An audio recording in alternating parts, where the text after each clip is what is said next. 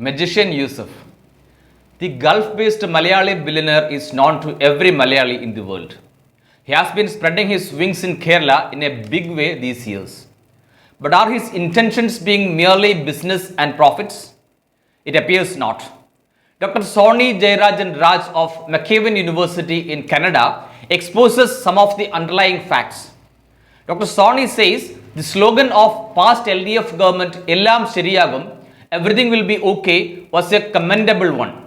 Everything was okayed only for just one person. It was the Lulu Group's supremo, M.A. Yusuf Ali. Both Chief Minister Pinarayi Vijayan and ruling party's leader Kodiyeri Balakrishnan facilitated this.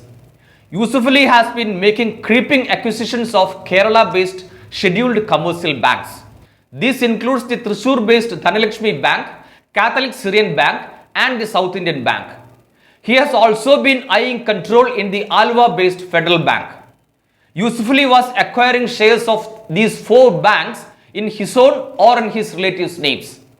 He has been purchasing shares of these banks either from share market or from individuals.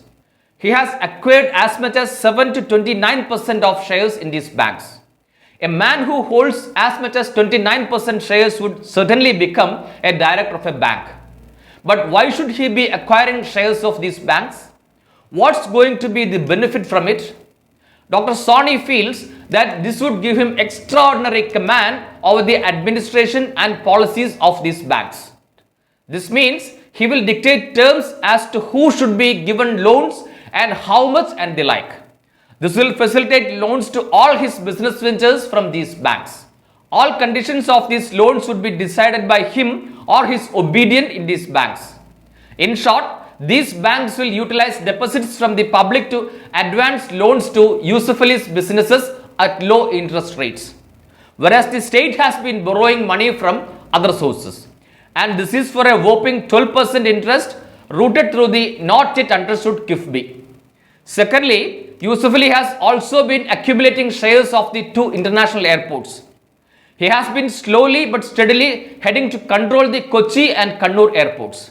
Apart from Yusuf Ali, other NRI business tycoons like Ravi Pillai and Abdul Wahab were also acquiring shares of these PPP airports. The intentions are obvious. They can control the movement of cargo or passengers without being frisked by the CISF or customs. The CPIM has been facilitating Yusuf Ali's control of the airports. Yusuf Ali has played his business tricks of keeping all political leaders in good humor. He assured that no CRZ norms would block his way in getting the commercially lucrative land near Marine Drive in Kochi. He was quick to reclaim the land and construct the most luxurious Grand Hyatt hotel there. He has been given the land unopposed by anyone on long lease. Thanks to his hold on the media in Kerala, no news on this came out. No ecological activists stood in his way.